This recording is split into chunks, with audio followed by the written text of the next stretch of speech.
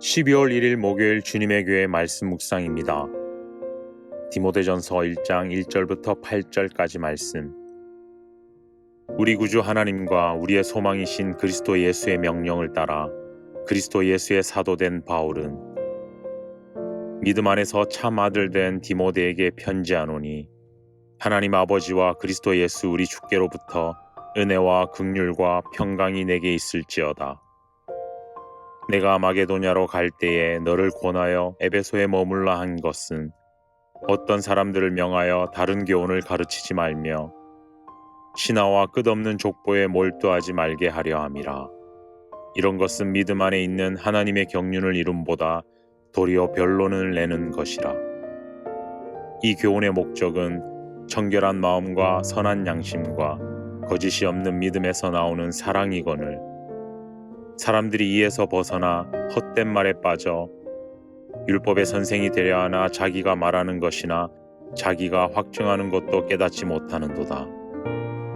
그러나 율법은 사람이 그것을 적법하게만 쓰면 선한 것임을 우리는 아노라.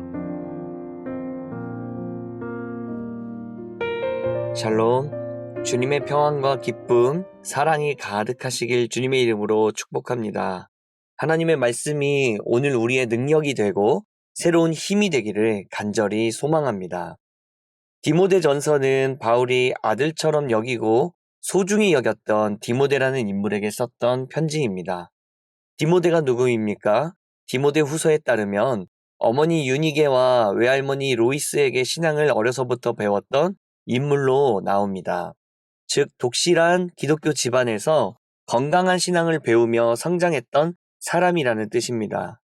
알려지기로는 바울이 1차 전도 여행 시에 외쳤었던 복음을 듣다가 회심했던 사람 중 바로 이 디모데가 있었다고 보는 의견들이 많습니다. 그때부터 바울과의 동행이 함께 되었고 바울의 요청으로 인해서 때로는 독립적으로 사역을 하기도 때로는 바울과 함께 사역을 하기도 했습니다. 특별히 바울이 복음을 전하다가 옥에 갇혔을 때 그때 바로 옆에서 도왔던 사람 중에 한 명이 바로 이 디모데이기도 했습니다. 이렇게 바울의 곁에서 바울을 보고 배우고 자랐던 사람, 바울의 사랑도 경험했었던 바로 그런 디모데. 바울이 이 디모데를 얼마나 아꼈었는지 오늘 본문에 보면은 바로 그 호칭 속에서도 발견할 수가 있습니다. 디모데전서 1장 1절인데요. 우리 구주 하나님과 우리의 소망이신 그리스도 예수의 명령을 따라 그리스도 예수의 사도된 바울은 믿음 안에서 참 아들 된 디모데에게 편지하노니. 바울은 디모데를 아들처럼 여겼습니다. 주 안에서 내 아들과 같다고 말할 정도로 얼마나 이 디모데를 아꼈는지 볼 수 있는 대목인 것이죠. 그런 소중한 디모데에게 바울이 요청했었던 것은 무엇입니까? 오늘 3절 말씀에 나오는데요. 내가 마게도냐로 갈 때에 너를 디모데죠? 너를 권하여 에베소로 머물라 한 것은 어떤 사람들을 명하여 다른 교훈을 가르치지 말며. 일전에 소개해드렸듯이 에베소 지역은 무역과 상업이 발달했던 매우 풍족한 지역이었습니다. 감사하게도 그곳에 주님의 복음이 전파되기 시작했는데 복음이 퍼진 지 얼마 지나지 않아서 잘못된 교훈을 가르치는 사람들이 등장했던 것이죠. 그래서 바울은 디모데를 에베소에 보냈던 것입니다. 바로 이 잘못된 교훈을 가르치는 사람들을 바로잡기 위해서, 그리고 그 말로 이리저리 어지럽고 혼란스러워하는 에베소에 있는 교회, 교인들을 위해서 그곳에 머물면서 잘못된 교훈이 아니라 올바른 교훈, 올바른 복음이 무엇인지를 가르치도록 바로 이 디모데를 보냈다라는 것입니다. 그런데 바울이 여기서 중점적으로 여기는 것이 하나 있습니다. 에베소 지역에 있는 사람들을 가르칠 때에 이 디모데를 보내서 그 사람들의 잘못된 교훈들로부터 흔들리지 않도록 가르칠 때에 바울의 마음속에 전제되어 있는 한 가지 마음이 있다는 것입니다. 그것이 무엇입니까? 바로 사랑입니다.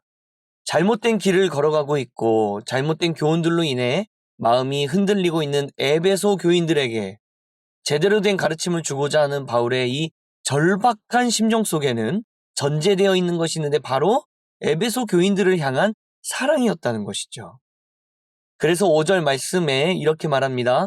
이 교훈의 목적은 바울이 지금 디모데를 통해서 에베소 교인들을 가르칠 때의 이야기입니다.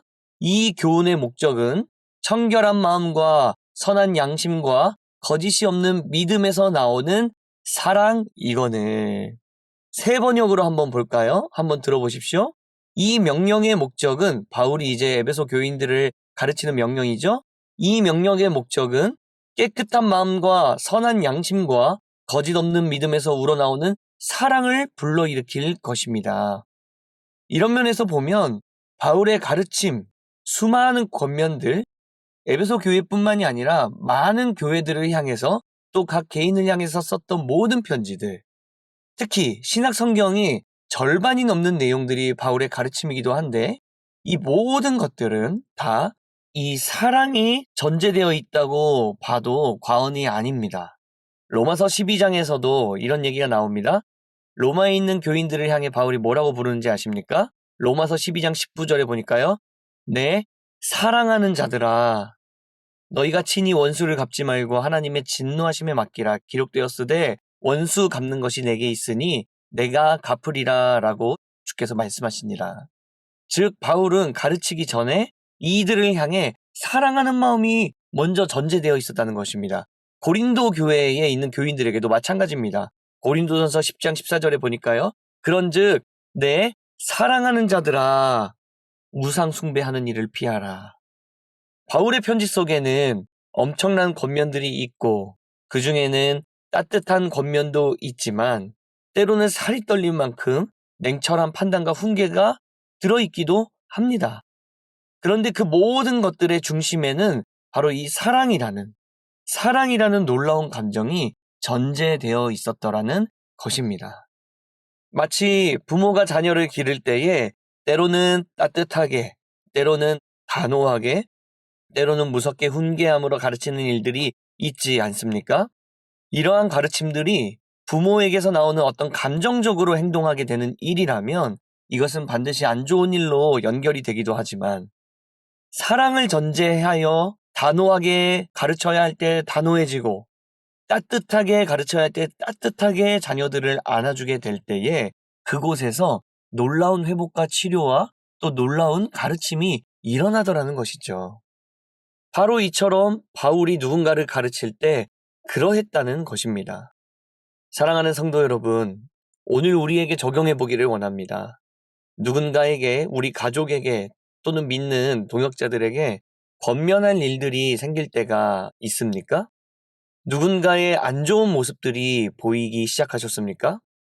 그것을 꼭 이야기해 줘야겠다는 어떤 사명감에 사로잡히셨습니까? 성경적인 대답은 그 가르침과 교훈, 권면은 너무나도 중요하다. 그러나 그 전제된 마음이 있어야 하는데 그 가르침에, 그 권면의 목적이 있어야 되는데 그것이 무엇이냐면 바로 사랑이어야 한다.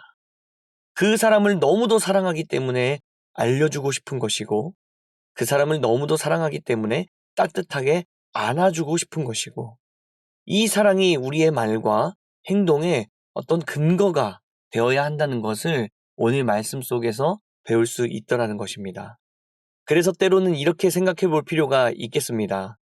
내가 가까운 사람에게 해주고 싶은 말이 많은데 이것이 그 사람을 아끼는 마음이 아닌 내 감정적인 마음으로 인해서 가르치고 싶은 마음이라면 그 말은 잠깐 아껴두고 먼저 두 손을 모으고 그 사람을 향한 사랑을 구하시기 바랍니다.